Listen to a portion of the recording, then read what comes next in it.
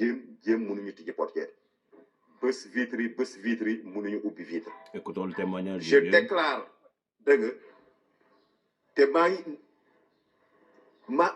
ngi waatal ñëpp ni bi ñuy fekk xale yi ci biir oto bi amul benn bunte bu ñu daj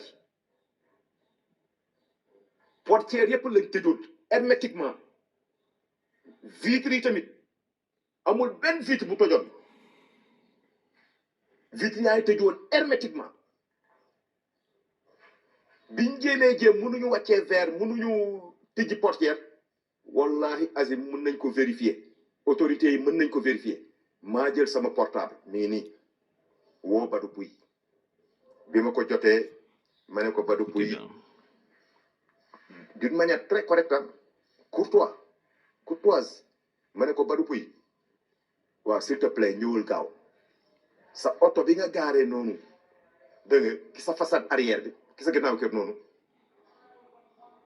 ñaari xale yaa ngi sa biir oto dégg nga bâché ba takk bâche bi ci ruuy il a marqué un temps d'arrêt avant de me dire que du ma mën a ñëw loolu rek a ma metti sa biir oto nga yor sa caabi ñu fekk say doomu dëkkandoo yu réer depuis le 4 janvier ba le 8 janvier ñu lay woo kaay tijji bunte yi ñu génnee xale yi nga ne yow doo mën a ñëw ci dëj nga ne kii il doit être poursuivi pour non-assistance à des enfants en danger.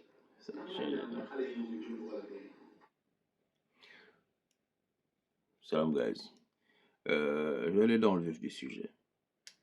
Le vieux, il a parlé en Wolof. J'ai essayé de traduire pour ceux qui ne parlent pas français. Pour ceux qui ne parlent pas Wolof, autant pour moi. Alors, le vieux nous fait comprendre que quand ils ont entendu les bruits au niveau de la voiture, ils sont venus, ils ont essayé par tous les moyens d'ouvrir la voiture. Ils n'ont pas pu ouvrir la voiture. Après 20 tentatives, ils ont cassé la vitre, parce qu'ils ont vu l'enfant qui s'agrippait au niveau de la vitre comme ça, parce que c'est lui qui tapait, celui qui était vivant, parce que l'autre il était mort. Il était déjà mort. Après, ils ne savent pas si c'est 2 jours avant, 1 jour avant, parce qu'ils ont été retrouvés le 8, alors que les enfants sont perdus le 4. Donc 4 jours. 4 jours, sans manger, sans boire. Et après, il reste à savoir si c'était dans la voiture durant ces 4 jours-là ou pas. Ça, c'est chose à vérifier. Donc, ils sont restés 4 jours disparus. Pour ne pas dire enfermés dans la voiture, mais disparus. Parce que rien ne confirme jusque-là s'ils étaient durant ces 4 jours dans la voiture. Mais ce qui est incroyable dans cette histoire, c'est qu'avant qu'ils cassent la vitre, le vieux, personnellement, a appelé le proprio, le Badou Pouy dont on parle. Et quand il a appelé, pour lui dire qu'ils ont trouvé les enfants dans la voiture qu'il a garée derrière la maison, qui était bâchée, la réaction du monsieur, c'est de dire quoi? Il ne peut pas venir. Soi-disant, il était dans un décès. Donc, 4, 5, 6, 7, 8, 4 jours. Les gens, ils viennent chez toi, ils repassent chez toi, te demandant de regarder tes caméras pour voir s'il y a une trace des enfants, parce qu'il y a une daronne qui était partie, il y a l'oncle des enfants qui est parti, donc il y a eu des personnes qui sont parties le voir. Et toujours, le monsieur ne leur a pas fait de retour. Soit il dit, il n'a rien trouvé, ou soit il dit, le technicien, il est en train de regarder et il n'a pas fait de retour, d'après les témoignages, quand je repense un peu à tout ce que j'ai eu à collecter comme info. Donc déjà ça, il peut être enfermé pour assistance de personnes en danger, non-assistance de personnes en danger. Donc, déjà ça, le mec, il se met dans la merde parce que c'est dans sa voiture qu'on a retrouvé les 2 enfants. On t'appelle pour te dire, mais tu dois te bouger le cul, tu vas ouvrir ta voiture et tu essaies de comprendre la situation, tu étais innocent. Mais là, juste pour ça, le mec, il se culpabilise tout seul. Genre, il est coupable, tout seul.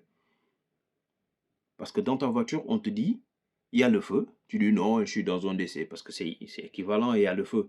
Parce que plus tu attends, plus les enfants ils vont mourir. Parce qu'il y a déjà un qui est mort. C'est à ce moment-là que les gens qui étaient autour de la voiture ont cassé la vitre. Et ont pu sauver celui qui était toujours vivant. Depuis lors, plus de nouvelles de ce Badoupoui. Et le comble dans l'histoire, dont je viens de collecter, c'est que les personnes qui sont intervenues par rapport au secours de l'enfant, ben, il y en a qui sont enfermés.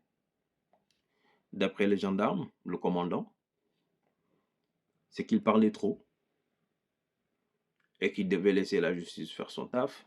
Mais ça fait des moments ils attendent en fait pour avoir des nouvelles. L'autopsie, on pas fait. Ça s'est pas bien passé. Jusqu'à l'heure d'aujourd'hui, la personne dont on a trouvé les 2 enfants dans sa voiture, rien pour lui, aucune procédure judiciaire. Par contre, ceux qui se sont plaints, on en a enfermé 2 ou 3, voire plus. Incroyable, on est dans quel pays? C'est pour cela que je disais dans une de mes vidéos précédentes, il faut qu'il y ait une grande mobilisation par rapport à ces 2 enfants. Ça peut pas continuer. Ça peut pas continuer. Il faut qu'à chaque fois qu'il y ait des élections, que les gens ils sacrifient des enfants dans ce pays. On en parle 1, 2, 3 fois, aucune mobilisation n'est faite. Aucune. Faut se faire respecter. Ici en France, il y a eu le meurtre de Naël, un jeune garçon, par la police. Mais il fallait voir la mobilisation qu'il y a eu. Et tant d'autres. Et ça, personne n'en parle. C'est quoi? Parce que c'est l'Africain. On est de la merde, on ne respecte pas. Pas de mobilisation, pas de procédure judiciaire sérieuse. Et le mal de l'Afrique, c'est que les hommes de tenue se croient tout permis. Mandat d'arrêt, tac, tac, on t'envoie. Mais c'est trop facile. Ces procédures-là sont à revoir. C'est pas possible. C'est qu'il y a ce que dit l'homme de tenue, qui est tout le temps validé, et il y a ce que dit le civil. Et confronter les deux, c'est toujours l'homme de tenue qu'on écoute. Mais à un moment, il faut faire des enquêtes. Les juges, ils sont là, en fait, pour trancher. Pas pour être partial, mais tu tranches.